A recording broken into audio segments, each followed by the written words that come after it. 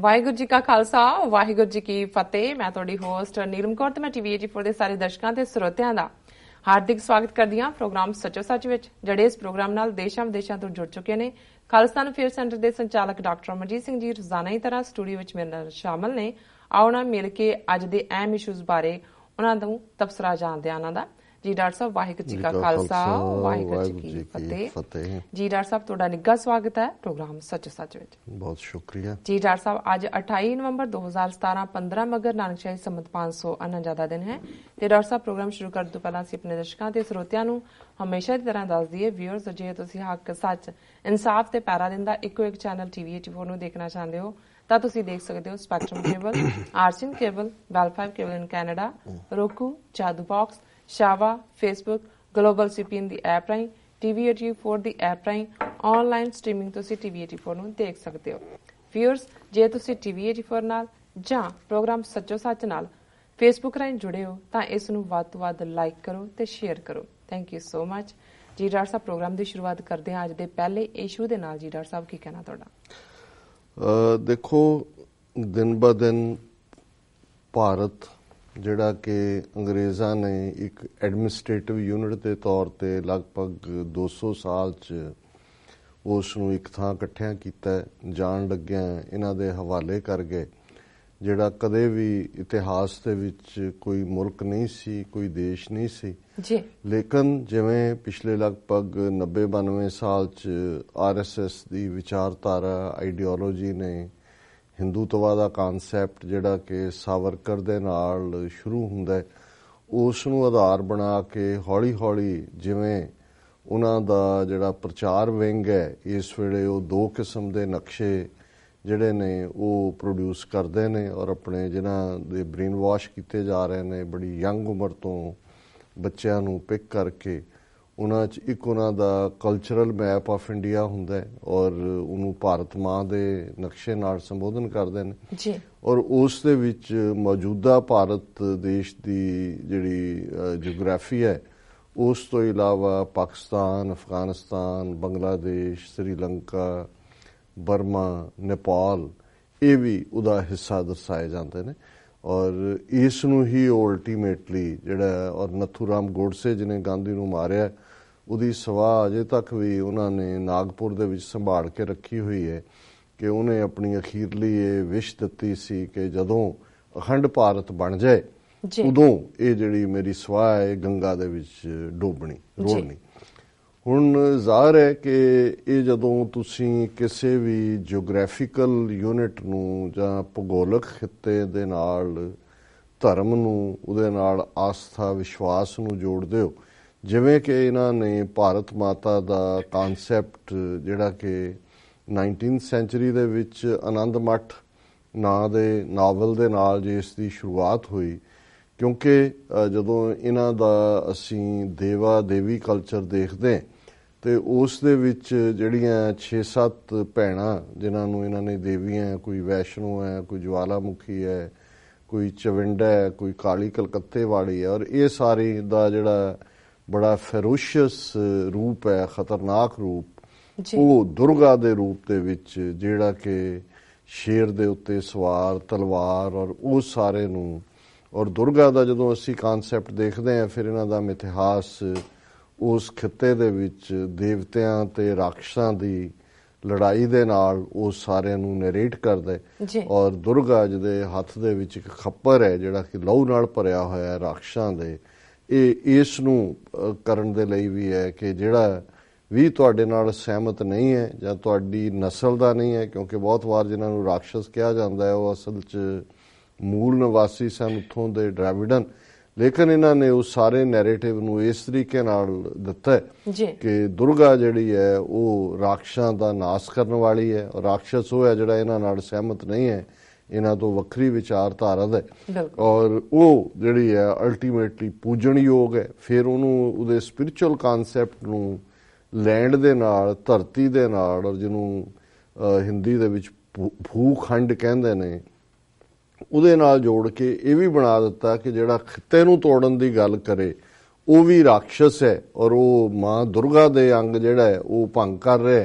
ਇਸ ਲਈ ਉਹ ਵੀ ਮਾਰੇ ਜਾਣ ਦੇ ਕਾਬਲ ਹੈ। ਜੀ ਇਸ ਲਈ ਅਸੀਂ ਦੇਖਦੇ ਹਾਂ ਕਿ ਇਹਨਾਂ ਦਾ ਜਿਹੜਾ ਸਾਰਾ ਨੈਰੇਟਿਵ ਹੈ ਪਾਸਟ ਹਿਸਟਰੀ ਦਾ, ਉਹ ਸੁਰ ਤੇ ਅਸੁਰ ਦੇ ਨਾਲ ਜੁੜਿਆ ਹੋਇਆ ਹੈ, ਦੇਵਤੇ ਔਰ ਰਾਖਸ਼ ਦੇ ਨਾਲ। ਔਰ 19ਵੀਂ ਸਦੀ 'ਚ ਇਹ ਜਿਹੜਾ ਕਾਨਸੈਪਟ ਜਿਸ ਦੇ ਵਿੱਚ ਭਾਰਤੀ ਜੀਓਗ੍ਰਾਫੀਕਲ ਖਿੱਤੇ ਨੂੰ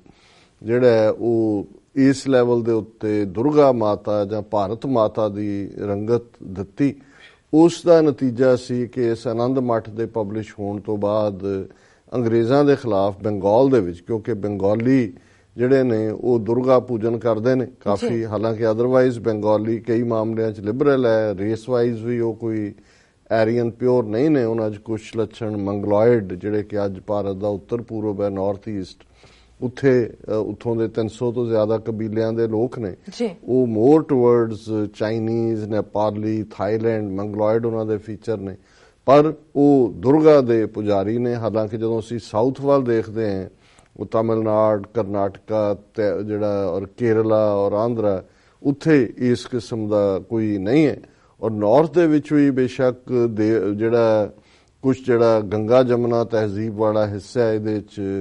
ਵਿਸ਼ਨੂੰ ਅਵਤਾਰਾਂ ਦੀ ਗੱਲ ਹੈ, ਇਹ ਰਾਮਚੰਦਰ ਔਰ ਕ੍ਰਿਸ਼ਨ ਜੀ ਦੇ ਪੁਜਾਰੀ ਹੋਣ ਕਰਕੇ ਉਹਦੇ ਮੰਦਰਾਂ ਦੇ ਨਾਲ ਜੁੜਿਆ ਹੋਇਆ ਪਾਰਟ ਹੈ। ਔਰ ਇੱਥੇ ਉਸ ਲੈਵਲ ਦੇ ਉੱਤੇ ਬੰਗਾਲ ਦੇ ਵਿੱਚ ਤਾਂ ਜਦੋਂ ਇਹ ਦੁਰਗਾ ਪੂਜਨ ਦੇ ਨਾਂ ਥੱਲੇ ਜਿਹੜੇ ਜਿੰਨੇ ਦਿਨ ਗੁਜ਼ਰਦੇ ਨੇ, ਉਹਦੇ 'ਚ ਈਵਨ ਜਿਹੜੇ ਕਮਿਊਨਿਸਟ ਵੀ ਨੇ, ਆਪਣੇ ਆਪ ਨੂੰ ਕਹਿਣ ਵਾਲੇ ਨਾਸਤਕ, ਉਹ ਵੀ ਉਹਦਾ ਹਿੱਸਾ ਬਣਦੇ ਨੇ, ਉਹਨੂੰ ਕਲਚਰ। ਪਰ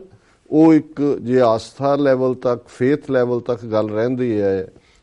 ਧਰਮ ਦੇ ਦਾਇਰਾਕਾਰ 'ਚ, ਉਹ ਅੰਡਰਸਟੈਂਡੇਬਲ ਹੈ। ਪਰ ਜਦੋਂ ਤੁਸੀਂ ਉਸ ਨੂੰ ਖਿੱਤੇ ਦੇ ਨਾਲ ਜੋੜ ਕੇ ਉਹਨੂੰ ਪੂਜਨੀਕ ਭਾਰਤ ਮਾਤਾ ਬਣਾ ਦਿੰਦੇ ਹੋ, ਜਿਵੇਂ ਕਿ ਇਹਨਾਂ ਨੇ ਬਣਾਇਆ, ਔਰ RSS ਨੇ ਜਿਹੜੀ ਸਾਰੀ ਭਾਰਤ ਦੀ ਛਵੀ, ਜਦੋਂ ਅਖੰਡ ਭਾਰਤ ਦੀ ਵੀ ਉਹ ਗੱਲ ਕਰਦੇ ਨੇ,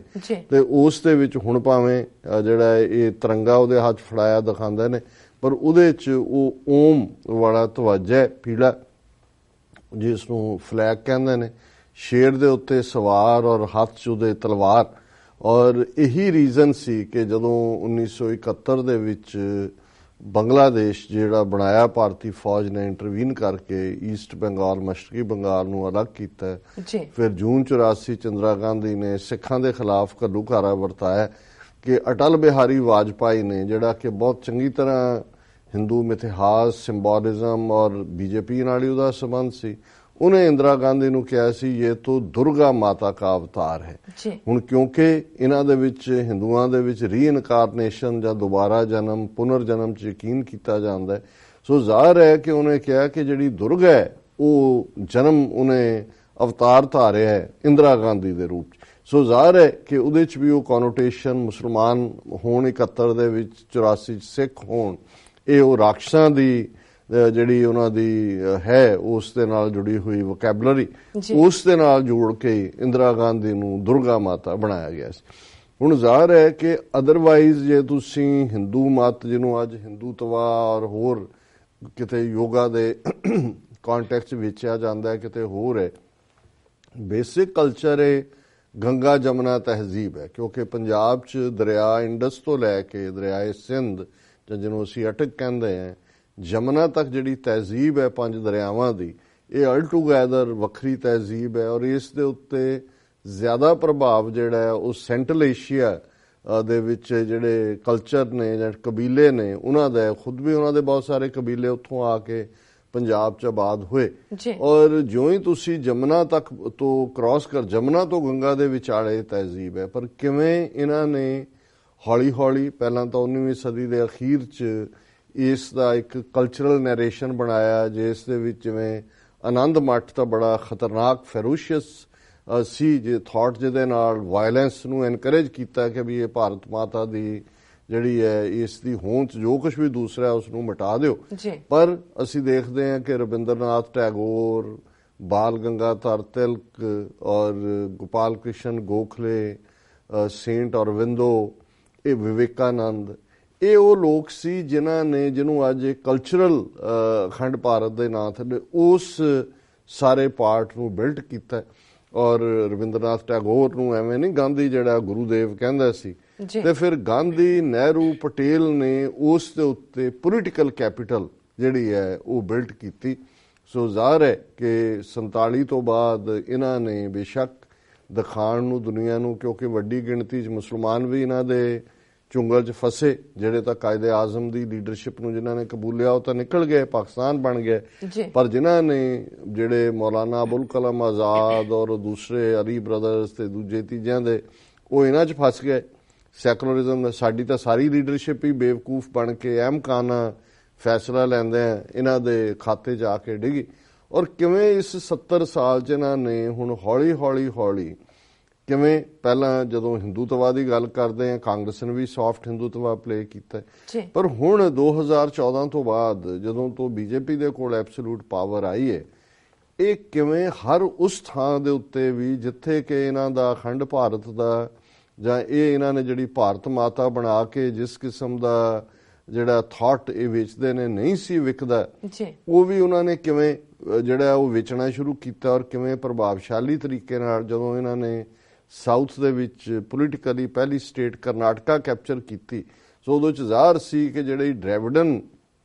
ਜਾਂ ਦ੍ਰੈਵਿੜ ਤਹਿਜ਼ੀਬ ਦੀਆਂ 4 ਸਟੇਟਾਂ ਨੇ, ਕਰਨਾਟਕਾ, ਤਮਿਲਨਾਡੂ, ਆਂਧਰਾ ਔਰ ਕੇਰਲਾ, ਉਹਦੇ 'ਚ ਉਹਨਾਂ ਨੇ ਇੱਕ ਸਰ ਕਰ ਲਈ। ਫਿਰ ਅਸੀਂ ਦੇਖਦੇ ਹਾਂ ਕਿ ਆਂਧਰਾ ਪ੍ਰਦੇਸ਼ ਦੇ ਵਿੱਚ ਬੇਸ਼ੱਕ ਤੇਲਗੂ ਦੇਸ਼ਮ ਪਾਰਟੀ ਨਾਇਡੂ ਦੀ ਔਰ ਦੂਜੀ ਆਈ, ਪਰ ਉਹਦੇ 'ਚ ਵੀ ਇਹਨਾਂ ਨੇ ਜਿਹੜਾ ਆਪਣੇ ਪੈਰ ਪਸਾਰਨੇ ਸ਼ੁਰੂ ਕੀਤੇ। ਤਮਿਲਨਾਡੂ 'ਚ ਅਜੇ ਤੱਕ ਵੀ ਇਹਨਾਂ ਦੇ ਪੈਰ ਨਹੀਂ ਲੱਗੇ, ਪਰ ਕੇਰਲਾ ਦੇ ਵਿੱਚ ਜਦੋਂ ਮੈਂ ਲੇਟੈਸਟ ਖਬਰਾਂ ਦੇਖਦਾ ਹਾਂ ਕਿ ਕਿਵੇਂ ਹੁਣ ਉਹਨਾਂ ਨੇ ਇੱਕ ਕੇਸ ਜਿਹੜਾ ਕਿ ਇੱਕ ਹਿੰਦੂ ਕੁੜੀ ਨੇ ਮੁਸਲਮਾਨ ਜਿਹੜਾ ਨੌਜਵਾਨ ਦੇ ਨਾਲ ਜਿਹਨੂੰ ਨਾਲ ਉਹ ਪੜ੍ਹਦੀ ਸੀ ਉਹਦੇ ਨਾਲ ਉਹਦਾ ਪਿਆਰ, ਉਹਨੇ ਵਿਆਹ ਕਰਾਇਆ ਔਰ ਹੁਣ ਤੱਕ ਵੀ ਉਹਦਾ ਕੇਸ ਇਹ ਸੁਪਰੀਮ ਕੋਰਟ ਤੱਕ ਲੈ ਕੇ ਗਏ, ਉਹਨੂੰ ਲਵ ਜਿਹਾਦ ਨਾਲ ਜੋੜ ਕੇ ਕੇਰਲਾ ਹਾਈ ਕੋਰਟ ਇਹਨਾਂ ਦੇ ਹੱਕ 'ਚ ਭੁਗਤਿਆ। ਔਰ ਸੁਪਰੀਮ ਕੋਰਟ ਨੇ ਵੀ ਆਪਣੇ ਫੈਸਲੇ 'ਚ ਕਿਹਾ ਜੀ ਤਮਿਲਨਾਡੂ 'ਚ ਜਿੱਥੇ ਉਹ ਹੋਮਿਓਪੈਥੀ ਦਾ ਕੋਈ ਕੋਰਸ ਕਰ ਰਹੀ ਹੈ ਉਹਨੂੰ ਆਗਿਆ ਦਿੱਤੀ ਹੈ। ਹਾਲਾਂਕਿ ਉਹਨੇ ਸੁਪਰੀਮ ਕੋਰਟ 'ਚ ਵੀ ਕਿਹਾ ਵੀ ਮੈਂ ਆਪਣੇ ਫੇਥ ਇਸਲਾਮ ਨੂੰ ਪਿਆਰ ਕਰਦੀ ਹਾਂ। ਔਰ ਦੂਸਰੇ ਔਰ ਉਹਦੇ ਮਾਪਿਓ ਜਿਹੜੇ ਕਿ ਉਹ ਹਿੰਦੂ ਤਵੀਆਂ ਦੇ ਪੂਰੇ ਚੁੰਗਲ 'ਚ ਫਸੇ ਹੋਏ ਨੇ, ਉਹਨਾਂ ਨੇ ਕਿਹਾ ਜੀ ਅਸੀਂ ਕੋਈ ਦਹਿਸ਼ਤਗਰਦ ਆਪਣੇ ਘਰ 'ਚ ਨਹੀਂ ਚਾਹੁੰਦੇ। ਲੇਕਿਨ ਇਸ ਕੇਸ ਨੂੰ ਆਧਾਰ ਬਣਾ ਕੇ ਔਰ ਕੇਰਲਾ ਦੇ ਵਿੱਚ RSS ਵਾਲਿਆਂ ਨੇ ਹਿੰਸਾ ਦਾ ਸਹਾਰਾ ਲੈ ਕੇ ਆਲਰੇਡੀ ਕੇਰਲਾ ਦੇ ਵਿੱਚ ਪੋਲਰਾਈਜੇਸ਼ਨ ਕਰ ਦਿੱਤੀ ਹੈ, ਕਿਉਂਕਿ ਹਾਲਾਂਕਿ ਉੱਥੇ ਹਿੰਦੂ ਮੈਜੋਰਿਟੀ ਨਹੀਂ ਹੈ, ਈਸਾਈ ਔਰ ਮੁਸਲਮਾਨ ਔਰ ਹਿੰਦੂ ਜਿਹੜੇ ਉਹ ਮਿਲੀ ਜੁਲੀ ਕਮਿਊਨਿਟੀ ਹੈ। ਲੇਕਿਨ ਕੇਰਲਾ ਦੇ ਵਿੱਚ ਜਿਹੜੀ ਹੈ ਉਹ ਫਿਰਕੂ ਜਾਂ ਇਸ ਕਿਸਮ ਦੀ ਨਫ਼ਰਤ ਨਹੀਂ ਸੀ ਜਿਹੜੀ ਇਹਨਾਂ ਨੇ ਲਿਆਂਦੀ। ਸੋ ਜ਼ਾਹਰ ਹੈ ਕਿ ਆਉਣ ਵਾਲੀਆਂ ਜਦੋਂ ਵੀ ਚੋਣਾਂ ਕੇਰਲਾ 'ਚ ਹੋਈਆਂ RSS BJP ਉੱਥੇ ਰਾਈਟਸ ਵੀ ਕਰਵਾਏਗੀ ਔਰ ਉੱਥੇ ਆਪਣਾ ਫੁੱਟ ਹੋਲਡ ਵੀ ਬਣਾਏਗੀ। ਨਾਰਥ ਈਸਟ ਹੁਣ ਜ਼ਾਹਰ ਹੈ ਕਿ ਨਾਰਥ ਈਸਟ ਜਿਹੜਾ ਕਦੇ ਇਹੀ ਅਸਾਮ ਬੰਗਾਲ ਦਾ ਹਿੱਸਾ ਸੀ 47 ਤੋਂ ਪਹਿਲਾਂ, ਲੇਕਿਨ ਕਿਵੇਂ ਜਦੋਂ ਡਿਵੀਜ਼ਨ ਹੋਈ ਔਰ ਮੁਸਲਿਮ ਮੈਜੋਰਿਟੀ ਵੀ ਸੀ, ਲੇਕਿਨ ਹੌਲੀ ਕਿਵੇਂ ਉਸ ਸਾਰੇ ਨੂੰ ਬਦਲਿਆ, ਫਿਰ ਕਿਵੇਂ ਉਹਨੂੰ ਤੋੜਿਆ ਵੰਡਿਆ। ਇਸ ਵੇਲੇ ਲਗਭਗ 7 ਸਟੇਟਾਂ ਜਿਹੜੀਆਂ ਨੇ ਉਹ ਨਾਰਥ ਈਸਟ ਦੀਆਂ ਇੰਡੀਪੈਂਡੈਂਟ ਸਟੇਟਾਂ ਨੇ, ਜਿਨ੍ਹਾਂ 'ਚ ਅਸਾਮ ਨੂੰ ਆਲਰੇਡੀ ਪਿਛਲੀਆਂ ਇਲੈਕਸ਼ਨਾਂ ਵੇਲੇ BJP ਨੇ ਕੈਪਚਰ ਕਰ ਲਿਆ। ਹਾਲਾਂ ਅਸਾਮ 'ਚ 25-30% ਤੋਂ ਜ਼ਿਆਦਾ ਮੁਸਲਿਮ ਆਬਾਦੀ ਅਜੇ ਵੀ ਹੈ, ਪਰ ਉਹਨਾਂ ਨੇ ਜਿਸ ਅੰਦਾਜ਼ ਦੇ ਵਿੱਚ ਉੱਥੇ ਪੋਲਰਾਈਜ਼ ਕੀਤਾ, ਜਿਹਨੂੰ ਪਾਲਾਬੰਦੀ ਅਸੀਂ ਕਹਿੰਦੇ ਹਾਂ, ਧਰੂਵੀਕਰਨ ਹਿੰਦੀਆਈਜ਼ ਸ਼ਬਦ ਹੈ, ਔਰ ਉਹਦੇ ਥੱਲੇ ਉਹਨਾਂ ਨੇ ਹੁਣ ਅਸਾਮ 'ਚ ਕਿਵੇਂ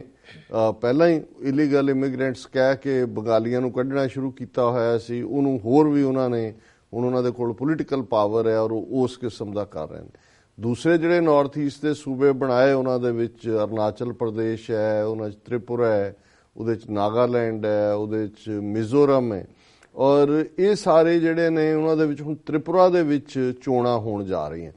ਸੋ ਅਸਾਮ ਉਹਨਾਂ ਨੇ ਕੈਪਚਰ ਕੀਤਾ। ਤ੍ਰਿਪੁਰਾ ਦੇ ਵਿੱਚ ਲਗਭਗ ਜਿਹੜੀ 2/3 ਆਬਾਦੀ ਹੈ ਉਹ ਬੰਗਾਲੀ ਮੂਲ ਦੇ ਲੋਕਾਂ ਦੀ ਹੈ, ਔਰ ਜ਼ਾਹਰ ਹੈ ਕਿ ਮਮਤਾ ਬੈਨਰਜੀ ਜਿਹੜੀ ਕਿ ਬੰਗਾਲ ਦੇ ਵਿੱਚ ਉਹਦੀ ਤ੍ਰਿਣਮੂਲ ਕਾਂਗਰਸ ਹੈ, ਅਕਸਰ ਜਦੋਂ CPIM ਦੀ ਹਕੂਮਤ ਬੰਗਾਲ 'ਚ ਹੁੰਦੀ ਸੀ, ਤ੍ਰਿਪੁਰਾ 'ਚ ਉਹਨਾਂ ਦੀ ਸਰਕਾਰ ਬਣਦੀ ਸੀ।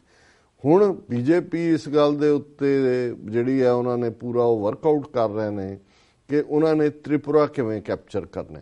ਹੁਣ ਜਿਹੜਾ ਨਾਰਥ ਈਸਟ ਦੀਆਂ ਇਹ 7 ਸਟੇਟਾਂ ਨੇ ਉਹਨਾਂ ਦੇ ਵਿੱਚ ਜਿਹੜੇ ਲਗਭਗ 300 ਦੇ ਕਰੀਬ ਟ੍ਰਾਈਬਸ ਨੇ, ਕਬੀਲੇ ਨੇ, ਔਰ ਤ੍ਰਿਪੁਰਾ 'ਚ 2/3 ਬੰਗਾਲੀ ਨੇ, 1/3 ਜਿਹੜੇ ਮੁੱਖ ਤੌਰ ਦੇ ਉੱਤੇ ਇਹਨਾਂ ਦੇ 3 ਕਬੀਲੇ ਨੇ, ਜਿਨ੍ਹਾਂ ਦੇ ਵਿੱਚ ਚੱਕਮਾ ਕਬੀਲਾ ਮੁੱਖ ਤੌਰ ਦੇ ਉੱਤੇ ਹੈ, ਔਰ 2 ਕਬੀਲੇ ਜਿਹੜੇ ਨੇ ਰਿਆਂਗ ਔਰ ਤ੍ਰਿਪੁਰਾਈ, ਇਹ ਕਬੀਲੇ ਨੇ। ਹੁਣ ਇਹਨਾਂ ਨੇ ਉਹਨਾਂ ਚੋਣਾਂ ਤੋਂ ਪਹਿਲਾਂ, ਜਿਹਦੇ ਕਰਕੇ ਮੈਂ ਇਹ ਸਾਰਾ ਭਾਰਤ ਮਾਤਾ ਦਾ ਜਿਹੜਾ ਕਿੱਸਾ ਬਿਆਨਿਆ ਜੀ,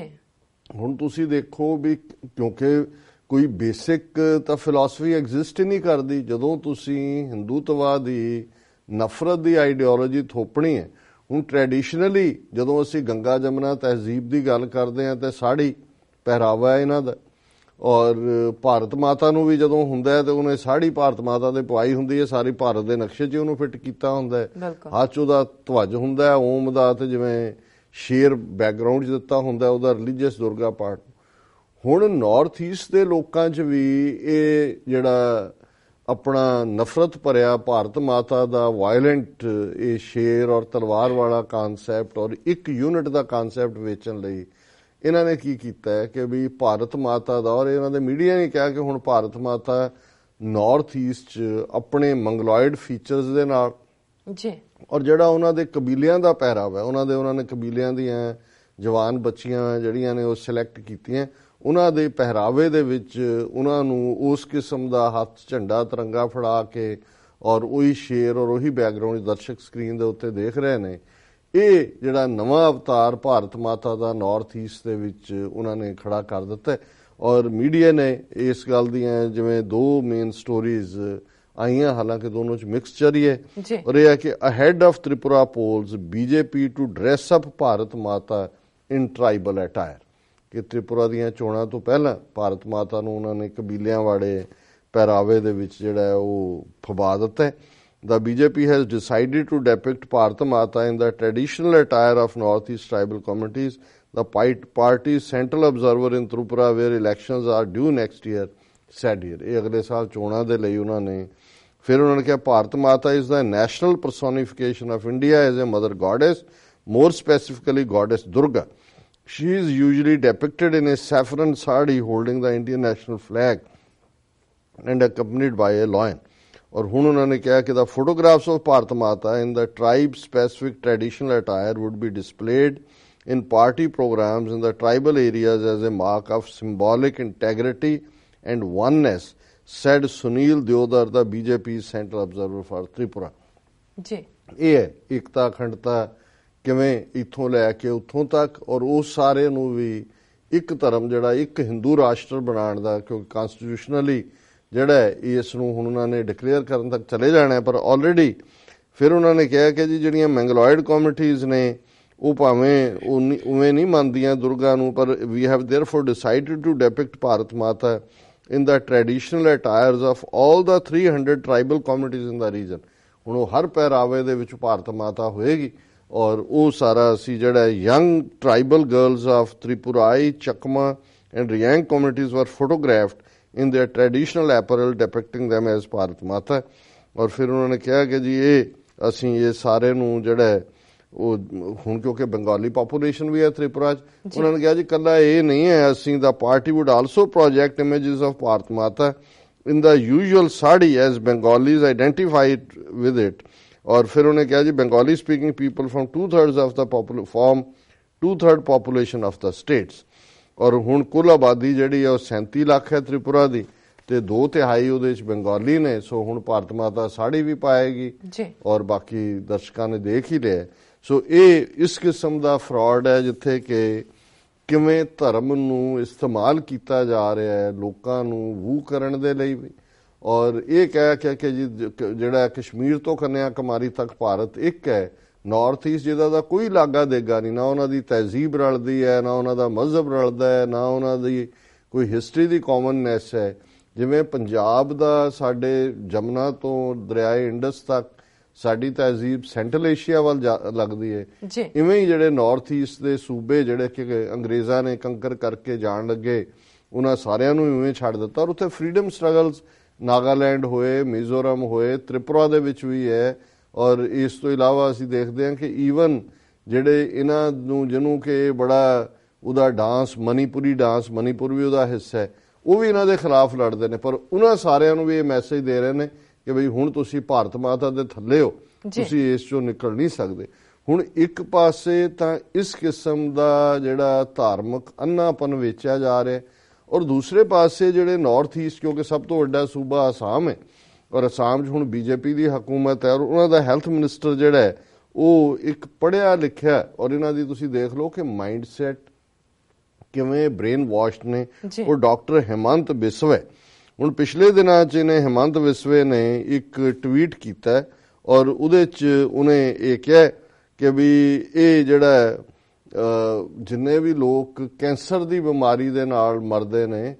ਇਹ ਪੂਰਬ ਜਨਮਾਂ ਦਾ ਫਲ ਹੈ, ਇਹ ਉਹਨਾਂ ਨੂੰ ਜਿਹੜਾ ਹੈ ਇਹ ਸਜ਼ਾ ਮਿਲਦੀ ਹੈ। ਔਰ ਉਹਨੇ ਕਿਹਾ ਕਿ ਵੀ ਇਹ ਜਿਹੜਾ ਹੈ ਸਾਨੂੰ, ਇਹ ਉਹਦਾ ਬਿਆਨ ਹੈ ਜਿਹੜਾ ਉਹਨੇ ਟਵੀਟ ਕੀਤਾ ਕਿ ਸਾਨੂੰ ਸੁਣਨ ਨੂੰ ਮਿਲਦਾ ਹੈ ਕਿ ਕਿਸੇ ਦੀ ਮੌਤ ਕੈਂਸਰ ਦੀ ਵਜ੍ਹਾ ਨਾਲ ਹੋਈ, ਇਹ ਸਾਡੇ ਪੂਰਬ ਜਨਮਾਂ ਦਾ ਫਲ ਹੈ, ਇਹ ਇੱਕ ਰੱਬ ਦਾ ਸਾਨੂੰ ਦਿੱਤਾ ਜਸਟਿਸ ਹੈ। ਔਰ ਹੋ ਸਕਦਾ ਹੈ ਕਿ ਕੈਂਸਰ ਨਾਲ ਜਿਹੜਾ ਮਰ ਰਿਹਾ ਬੰਦਾ ਉਹਨੇ ਕੋਈ ਬੁਰਾ ਕੰਮ ਨਾ ਕੀਤਾ ਹੋਏ ਪਰ ਉਹਦੇ ਪਿਓ ਨੇ ਕੁਝ ਬੁਰਾ ਕੀਤਾ ਹੋਏ ਔਰ ਇਹ ਕਰਮਾਂ ਦੇ ਫਲ ਤੋਂ ਕੋਈ ਵੀ ਬਚ ਨਹੀਂ ਸਕਦਾ। ਇਹ ਹੈਲਥ ਮਿਨਿਸਟਰ ਕਹਿ ਰਿਹਾ ਜਿੱਥੇ ਕੈਂਸਰ ਇਨਸੀਡੈਂਸ 20 ਟਾਈਮਸ ਮੋਰ ਹੋਇਆ ਪਿਛਲੇ ਸਾਲਾਂ 'ਚ ਔਰ ਇਹ ਡਾਕਟਰ ਹੈ। ਬਿਲਕੁਲ। ਔਰ ਤੁਸੀਂ ਇਸ ਤੋਂ ਅੰਦਾਜ਼ਾ ਲਾਓ ਕਿ ਵੀ 1 ਬਿਲੀਅਨ 300 ਮਿਲੀਅਨ ਲੋਕ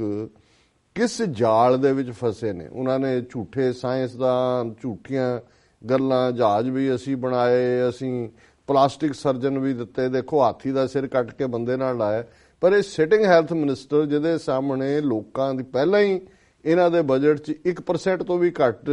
ਐਜੂਕੇਸ਼ਨ ਔਰ ਹੈਲਥ ਦੇ ਲਈ ਹੁੰਦਾ ਔਰ ਜਿਹੜਾ ਹੈਲਥ ਮਿਨਿਸਟਰ ਖੁਦ ਡਾਕਟਰ ਜਿਹਦਾ ਪਿਓ ਕੈਂਸਰ ਦੇ ਨਾਲ ਮਰਿਆ ਇਹ ਬਿਲੀਵ ਕਰਦਾ ਹੈ ਕਿ ਵੀ ਇਹ ਜੋ ਹੋਇਆ ਇਹ ਤਾਂ ਜਨਮਾਂ ਦਾ ਫਲ ਹੈ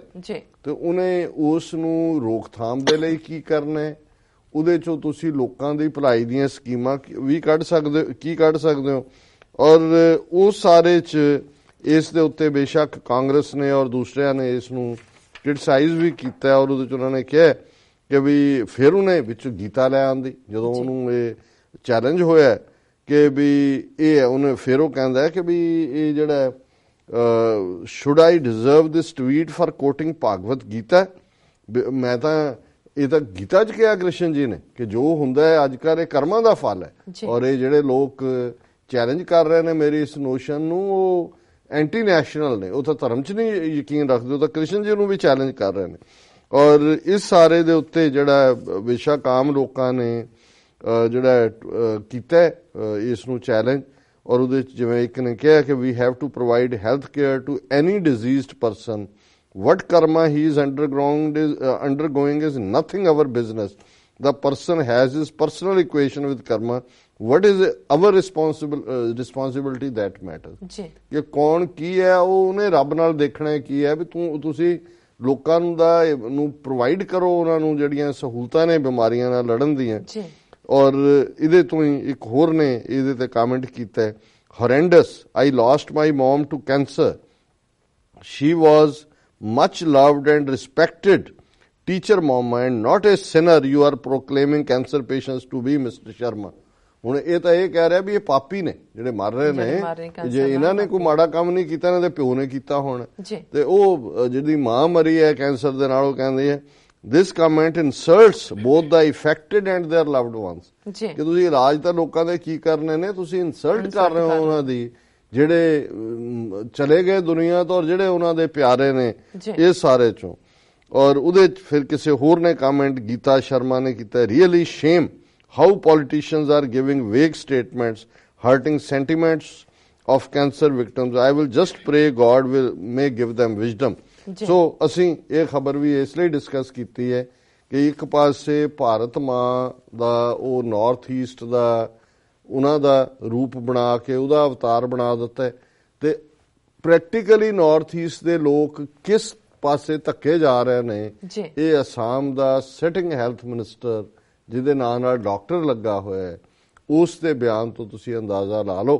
ਕਿ ਵੀ ਇਹ ਸਾਰੀ ਸੁਸਾਇਟੀ ਕਿੱਧਰ ਨੂੰ ਹੈਡ ਹੋ ਰਹੀ ਹੈ। ਔਰ ਜੇ ਅਸੀਂ ਆਪਣਾ ਕੇਸ ਬਿਲਟ ਕਰਦੇ ਹਾਂ ਖਾਲਿਸਤਾਨ ਦੇ ਲਈ ਔਰ ਅਸੀਂ ਕਹਿੰਦੇ ਹਾਂ ਕਿ ਭਾਈ ਨਾ ਅਸੀਂ ਕੋਈ ਉਸ ਤੋਂ ਪਹਿਲਾਂ ਤੁਸੀਂ ਦੇਖੋ ਕਿ ਗਾਂ ਨੂੰ ਕਿਵੇਂ ਪਵਿੱਤਰ ਮਾਤਾ, ਇੱਕ ਪਾਸੇ ਭਾਰਤ ਮਾਤਾ ਇੱਕ ਪਾਸੇ ਗਾਂ ਮਾਤਾ ਹੈ, ਫਿਰ ਗਾਂ ਮਾਤਾ ਦੇ ਯੂਰਿਨ ਚੋਂ ਵੀ ਗੋਲਡ ਕੱਢਣ ਦੀਆਂ ਟੈਕਨੀਕ ਸਾਇੰਸਦਾਨਾਂ ਨੂੰ ਬੈਠ ਕੇ ਸਾਇੰਸਦਾਨ ਲੱਭ ਰਹੇ ਨੇ ਕਿ ਵੀ ਇਹ ਅਸੀਂ ਉਹਦੇ ਚੋਂ ਗੋਲਡ ਕੱਢਣਾ, ਫਿਰ ਉਹਦੇ ਗੋਹੇ ਤੋਂ ਲੈ ਕੇ ਤੇ ਉਹਦੇ ਸਾਰੇ ਗੁਣ ਸਾਰੀਆਂ ਬਿਮਾਰੀਆਂ ਦਾ ਇਲਾਜ ਉਹ ਰਾਮਦੇਵ ਵੇਚਣ ਨੂੰ ਰੱਖਿਆ, ਮਲਟੀ ਬਿਲੀਅਨ ਡਾਲਰ ਉਹਦੀ ਇੰਡਸਟਰੀ ਬਣਾ ਦਿੱਤੀ ਕਿ ਜੀ ਇਹ ਗਾਂ ਮਾਤਾ ਪੰਚ ਗਵਿਆ ਇਹ ਸਾਰਾ ਪਾਰਟ ਤੇ ਹੁਣ ਨਾਰਥ ਈਸਟ ਵਾਲਿਆਂ ਨੂੰ ਜਦੋਂ ਲੋਕਾਂ ਨੇ ਕਹਿਣਾ ਕਿ ਵੀ ਸਾਡੇ ਨਾਲ ਆਹ ਹੋਣ, ਕਹੇ ਤੁਹਾਡੇ ਕਰਮਾਂ ਦਾ ਫਲ ਹੈ, ਉਹ ਕਹਿੰਦੇ ਅਸੀਂ ਤਾਂ ਕੋਈ ਸਾਡਾ ਤੁਹਾਡੇ ਪਿਓ ਨੇ ਕੀਤਾ ਹੋਣਾ ਜੀ। ਸੋ ਇਹ ਸਿਸਟਮ ਹੈ ਔਰ ਇਸ ਤੋਂ ਅਸੀਂ ਛੁਟਕਾਰਾ ਪਾਉਣਾ ਚਾਹੁੰਦੇ। ਜੇ ਤਾਂ 30 ਮਿਲੀਅਨ ਸਿੱਖ ਕੌਮ ਨੂੰ ਲੱਗਦਾ ਹੈ ਕਿ ਵੀ ਇਹਨਾਂ ਦੇ ਨਾਲ ਰਹਿ ਕੇ ਉਹ ਜਿਹੜਾ ਸਰਵਾਈਵ ਕਰਨਗੇ, ਜਿਹੜੇ ਵੀ ਲੋਕ ਉੱਥੇ ਬੈਠੇ ਇਹਨਾਂ ਦੀ ਗੁਲਾਮੀ ਕਬੂਲਣ ਨੂੰ ਤਿਆਰ ਨੇ, ਫਿਰ ਤਾਂ ਰੱਬ ਹੀ ਰੱਖ ਹੈ। ਪਰ ਇਹ ਹਕੀਕਤ ਹੈ ਵੀ ਇਹ ਇਹਨਾਂ ਦੀ ਅਸਲੀਅਤ ਹੈ ਔਰ ਇਹਨਾਂ ਤੋਂ ਇਸ ਲਈ ਅਸੀਂ ਖਹਿੜਾ ਛਡਾਉਣਾ ਚਾਹੁੰਦੇ ਹਾਂ। ਔਰ ਸਾਡੀ ਜਿਹੜੀ ਆਪਣੀ ਇੱਕ ਸਿੱਖ ਤਹਿਜ਼ੀਬ ਹੈ, ਜਿਸ ਦੇ ਵਿੱਚ ਅਸੀਂ ਜਿੱਥੇ ਇੱਕ ਰੱਬ 'ਚ ਯਕੀਨ ਰੱਖਦੇ ਹਾਂ, ਇਨਸਾਨੀਅਤ ਦੇ ਭਲੇ 'ਚ ਯਕੀਨ ਰੱਖਦੇ ਹਾਂ, ਅਸੀਂ ਆਪਣੀ ਮਿਹਨਤ ਦੇ ਨਾਲ, ਕਿਰਤ ਦੇ ਨਾਲ ਆਪਣਾ ਜਿਹੜੀ ਹੈ ਉਹ ਇੱਥੋਂ ਵੀ ਜਿਹੜਾ ਹਾਲ ਵੀ ਔਰ ਮੁਸਤਕਬਲ ਵੀ ਉਸ ਨੂੰ ਸਵਾਰਨ 'ਚ ਯਕੀਨ ਰੱਖਦੇ ਹਾਂ, ਹਰ ਇੱਕ ਦੇ ਦੁੱਖ ਹਰਨ 'ਚ ਯਕੀਨ ਰੱਖਦੇ ਹਾਂ। ਅਸੀਂ ਦਰਿਦਰ ਨਾਰਾਇਣ ਦੇਵਤਾ ਨਹੀਂ ਬਣਾਇਆ ਹੋਇਆ ਕਿ ਜੀ ਗਰੀਬਾਂ ਨੂੰ ਕਿਹਾ ਵੀ ਤੁਸੀਂ ਉਸ ਦੇਵਤੇ ਦੀ ਪੂਜਾ ਕਰੋ। ਸਾਡੇ ਲਈ ਕੋਈ ਰਾਖਸ਼ ਤੇ ਕੋਈ ਦੇਵਤਾ ਨਹੀਂ ਹੈ ਕਿ ਤੁਸੀਂ ਦੂਸਰਿਆਂ ਨੂੰ ਮਾਰ ਕੇ ਕਹੋ ਕਿ ਜੀ ਇਹ ਸਾਡੀ ਹੁਣ ਦੁਰਗ ਹੈ। ਸਾਡੇ ਲਈ ਤਾਂ ਮਾਨਸ ਕੀ ਜਾਤ ਸਭ ਹੈ, ਇੱਕ ਹੈ ਪਹਿਚਾਨ ਬੋ। ਸੋ ਇਹ ਲੜਾਈ ਵਿੱਚ ਆਈਡੀਆਜ਼ ਦੀ ਹੈ। ਇੱਕ ਪਾਸੇ ਇਹ ਵਿਚਾਰਧਾਰਾ ਹੈ ਜਿਸ ਨੂੰ ਅਸੀਂ ਜਿਹਦੇ 2 ਵਾਕਿਆ ਡਿਸਕਸ ਕੀਤੇ ਨੇ, ਤੇ ਦੂਸਰੇ ਪਾਸੇ ਨਿਰੋਲ ਨਵੇਕਲੀ ਸਿੱਖ ਵਿਚਾਰਧਾਰਾ ਹੈ ਜਿਹੜੀ ਇਨਸਾਨੀਅਤ 'ਚ ਅਵਲ ਅੱਲਾਹ ਨੂਰ ਉਪਾਇਆ, ਕੁਦਰਤ ਕੇ ਸਭ ਬੰਦੇ ਏਕ ਨੂਰ ਤੇ ਸਭ ਜਗ ਉਪਜਿਆ, ਕੌਣ ਭਲੇ ਕੋ ਬੰਦੇ 'ਚ ਯਕੀਨ ਰੱਖਦੀ। ਜੀ ਡਾਕਟਰ ਸਾਹਿਬ ਤੁਹਾਡਾ ਬਹੁਤ ਬਹੁਤ ਸ਼ੁਕਰੀਆ। ਇੱਥੇ ਲੈਣੇ ਬ੍ਰੇਕ ਤੋਂ ਪਹਿਲਾਂ ਅਸੀਂ ਆਪਣੇ ਦਰਸ਼ਕਾਂ ਤੇ ਸਰੋਤਿਆਂ ਨੂੰ ਹਮੇਸ਼ਾ ਤਰ੍ਹਾਂ ਅਪੀਲ ਕਰਦੀ ਹੈ, ਵੀਅਰਸ ਅਸੀਂ ਜਾਣਦੇ ਹਾਂ ਕਿ ਤੁਸੀਂ TV 84 ਦੀ ਵੱਧ ਤੋਂ ਵੱਧ ਮਾਈਕ ਸਹਾਇਤਾ ਕਰੋ। ਤੁਸੀਂ ਆਪਣੀ ਮਾਈਕ ਸਹਾਇਤਾ ਸਾਡੀ ਵੈਬਸਾਈਟ tv84.tv ਤੇ ਜਾ ਕੇ ਇਹਨਾਂ 3 ਵੇਜ਼ ਰਾਹੀਂ ਕਰ ਸਕਦੇ ਹੋ, ਜਿਸ ਤਰ੍ਹਾਂ ਕਿ 1 time donation, monthly donation, TV84 ਦੇ ਨਾਮ ਤੇ ਚੈੱਕ ਬਣਾ ਕੇ ਤੁਸੀਂ ਸਾਡੇ ਇਸ ਪਤੇ ਤੇ ਸਾਨੂੰ ਮੇਲ ਕਰ ਸਕਦੇ ਹੋ 36-0137 ਐਵਨਿਊ, ਲੌਂਗ ਆਈਲੈਂਡ ਸਿਟੀ, ਨਿਊਯਾਰਕ 11101 USA, ਜਾਂ ਫਿਰ ਤੁਸੀਂ ਸਾਡੇ ਫੋਨ ਨੰਬਰ ਤੇ ਵੀ ਸਾਨੂੰ ਸੰਪਰਕ ਕਰ ਸਕਦੇ ਹੋ 5164060694। ਵੀਅਰਸ, ਵਿਚਾਰਾਂ ਦਾ ਸਿਲਸਿਲਾ ਇਸ ਤਰ੍ਹਾਂ ਚੱਲਦਾ ਰਹੇਗਾ। ਮਿਲਦੇ ਆਫਟਰ ਦਿਸ ਸ਼ਾਰਟ ਬ੍ਰੇਕ।